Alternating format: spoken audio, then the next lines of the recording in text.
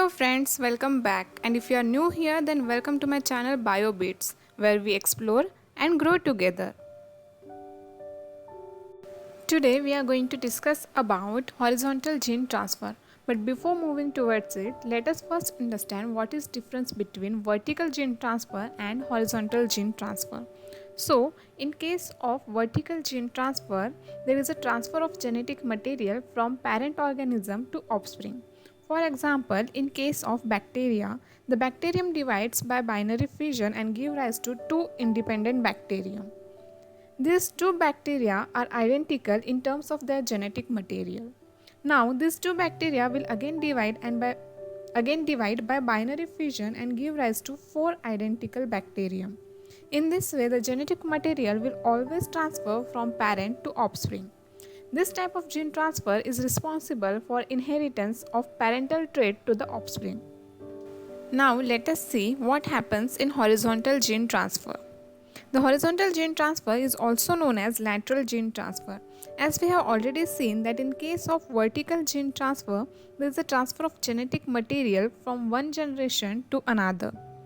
Here in case of horizontal gene transfer, there is a transfer of genetic material in between the same generation. As we can see here, the one bacterium of second generation is transferring the genetic material to the another bacterium which is also of the second generation, which may not be of the same species. So the horizontal gene transfer can take place by three different methods. First is the transformation, second is transduction, and third is conjugation. We will see all these three methods one by one in detail. The first way of horizontal gene transfer which we are going to see is transformation. So whenever a bacteria dies, the DNA from dead cells get cut into fragments and exit the cells. The free floating DNA can then be picked up by the competent cells. So now question arises, what is competent cells? It is the cell which have ability to take the extracellular DNA from its environment. Now there are two possible fate of DNA fragment inside the competent cell.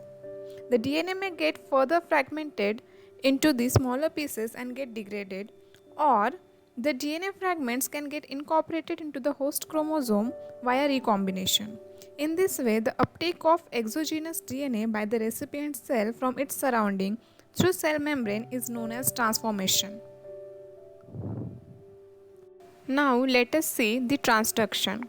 Transduction is the process by which foreign DNA is introduced into the cell by virus or bacteriophage.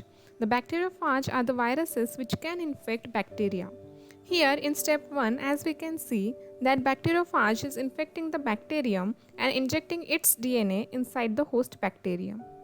Now the virus will start breakdown of bacterial DNA and use the host machinery to make multiple copies of its own DNA. Now the assembly of bacteriophage will start. So sometimes what happens is during assembly the bacterial genome also get packed by mistake in the viral head. When these viruses having bacterial DNA infect another bacterial cells, they inject donor bacterial DNA into the host cell.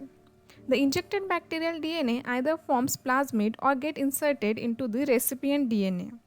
In this way, in transduction, the foreign DNA is introduced into the recipient cell by viruses or bacteriophage. The last way of horizontal gene transfer is conjugation. In conjugation, there is transfer of genetic material between two bacterial cells by direct cell-to-cell contact. In conjugation, there are two types of cell, one is donor and another is recipient. The bacterium which contains F plasmid is known as donor cell. The F plasmid encodes the gene which are responsible for pilus formation. The cell-to-cell contact is established by the pilus. So donor cell produces pilus and this pilus attaches to the recipient cell and bring the two cells together. The mobile plasmid is nicked and a single strand of DNA is then transferred to the recipient cell. Both the cells synthesizes a complementary strand to produce a double-stranded circular plasmid.